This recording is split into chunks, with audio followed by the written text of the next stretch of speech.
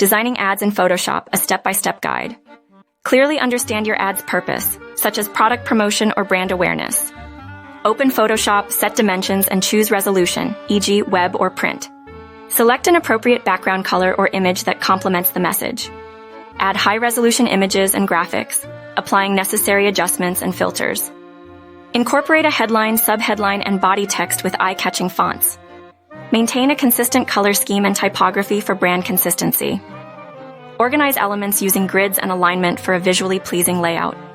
Make the CTA stand out, encouraging viewers to take action. Apply contrast to highlight key elements and establish a visual hierarchy. Experiment with layer effects and filters, but avoid overdoing it. Include your logo and branding elements discreetly. Carefully proofread, check for errors, and review the design. Save as a PSD for editing and export in the right format and resolution. If possible, create variations for A/B testing.